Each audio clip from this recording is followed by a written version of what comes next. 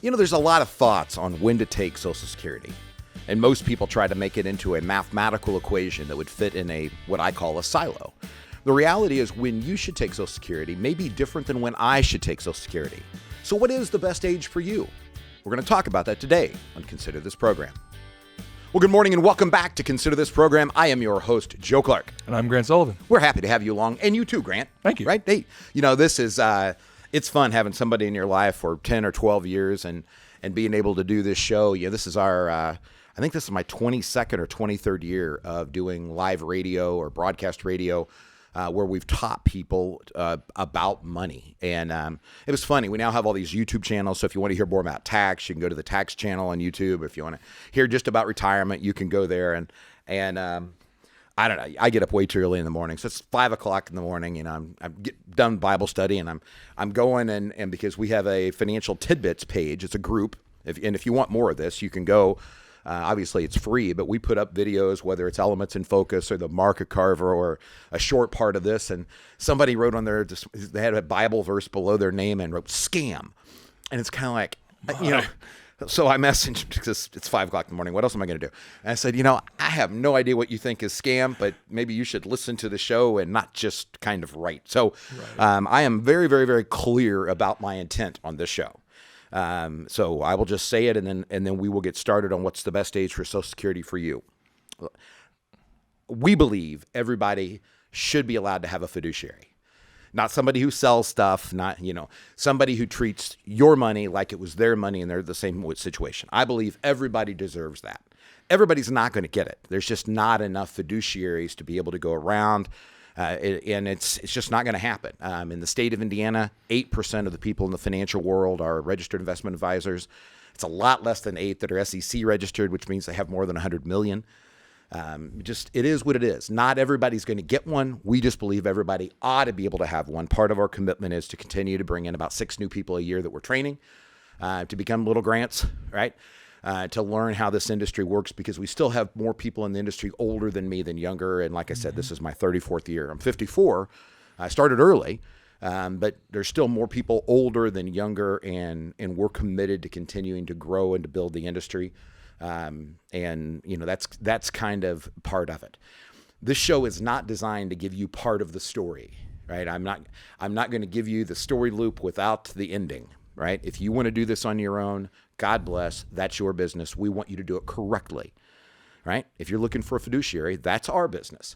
And if you want to give us a call at 800-928-4001 or go to our website at yourlifeafterwork.com, get signed up for a 90-minute complimentary next step meeting. Grant will sit down with you or with somebody on our team. We'll tell you things you need to consider today, things you're going to want to consider in the future, and if we choose to partner together, what FEG will do for you, and we'll put it in writing. We have a 180-day commitment. These are the first things that are going to happen the first 6 months. And, you know, we have a very dedicated process to how we do this. So when I'm telling you the best age for Social Security, this is not me doing math. This is not anything else. There's part of this that's on you because you're going to have to make some calls or decisions. What Grant's getting ready to explain to you in a minute, however, is it's not as simple as doing basic math. So, Grant, with that, you're up. Absolutely. Thank you, Joe. Oftentimes when a family will come into the office, the first thing they talk about when they're getting ready to retirement is, Joe, when do I take Social Security? It's always the number 1 or 2 question. And my first question back to them is, that's a fantastic question. Can you tell me your standard of living? And it's not meant to be facetious. It's actually meant to engage conversation because, again, like Joe beautifully put, when you turn on an income source or turn on an investment, you've got to make sure you understand the entire operation.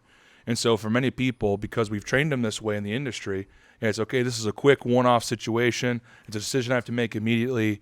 And no, it's not. You've got to understand your tax liability. You've got to understand how much it takes for you to enjoy your current lifestyle. Remember, it's not Joe's and I's job or my team's job or our team's job to replace 100% of your taxable income.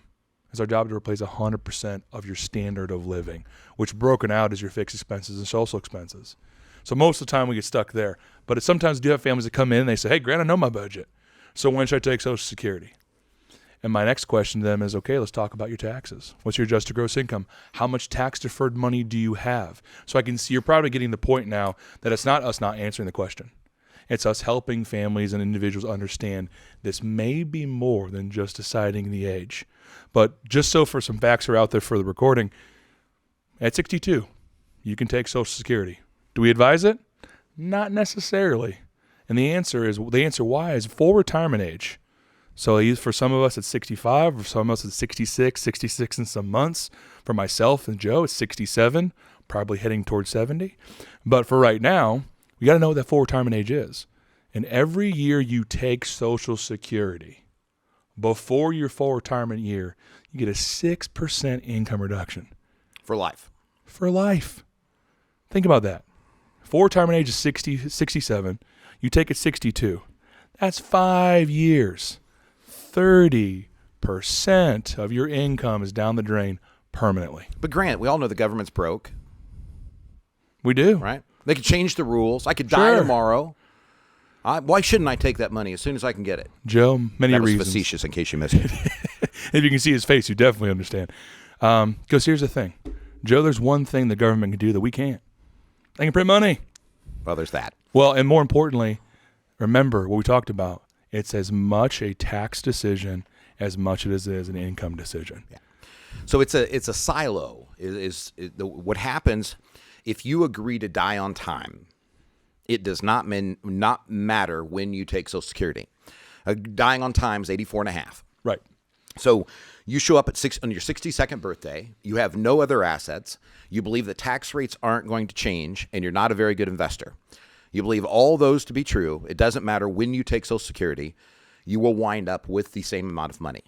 Right now, if for those of us who are not in Disneyland, who believe that taxes will probably change and not for the better, right? Or that we're not willing to say we're going to die at 84 and a half. Remember, you got 330 million people in an actuarial pool. It's the largest actuarial pool in the world. And most of you weren't at bars last night at 3 o'clock in the morning, right? You're competing against people who haven't gone to dentists, haven't gone to doctors, right? Haven't had the best health care that you've had, right? So the probability is you make it to the other side of that. But if you agree to die on time at 84 and a half, right? And you have no other assets and you think taxes aren't going to go up, then take it whenever you want, right? Presuming you do have a farm operation and not just a singular silo of corn, right? Now you've got to have other things that are in the equation, right? And so, there's a whole slew of those questions, but one of them is your health, right? Mm-hmm. If you do happen to have bad health, then yes, take it early, right? But if you have, like the majority of people who we see have 800, 900, a million, sitting inside of a 401k that's tax deferred, that's got to come out. There's a reason why they're called required minimum distributions, by the way. It's required means you have to. It's only a 50% penalty if you get it wrong. Try not to mess that up.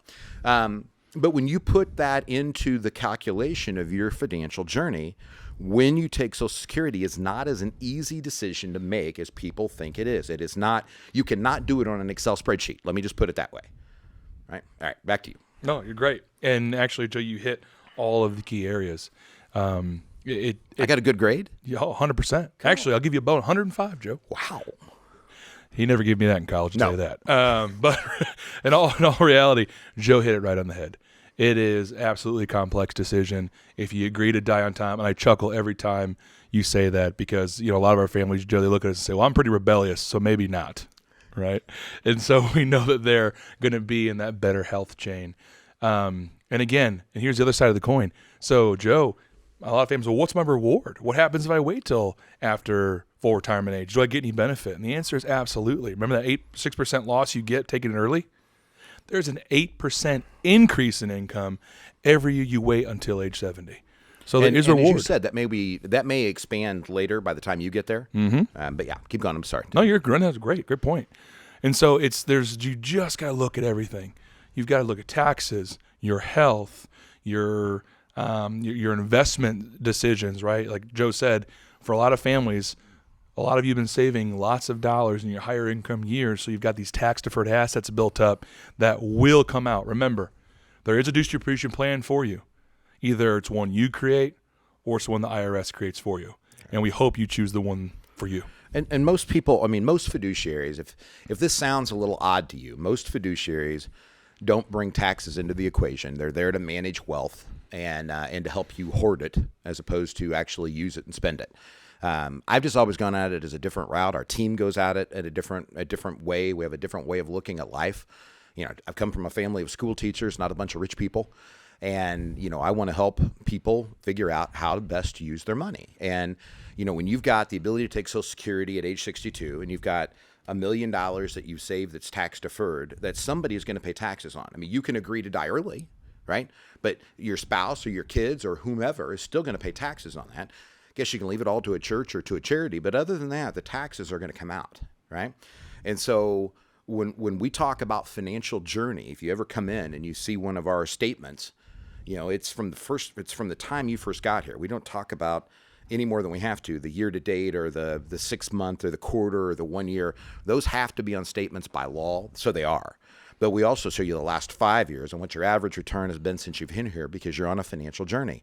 And one of those biggest parts of the equation is the taxes, right? So when you think about a 10% marginal tax rate or a 12% marginal tax rate versus a 22% marginal tax rate if you get this wrong, right? And that happens. That is the biggest thing that I see separating people from the retirement that they should have had versus the one that they wind up with. It's not over bad investment decisions typically.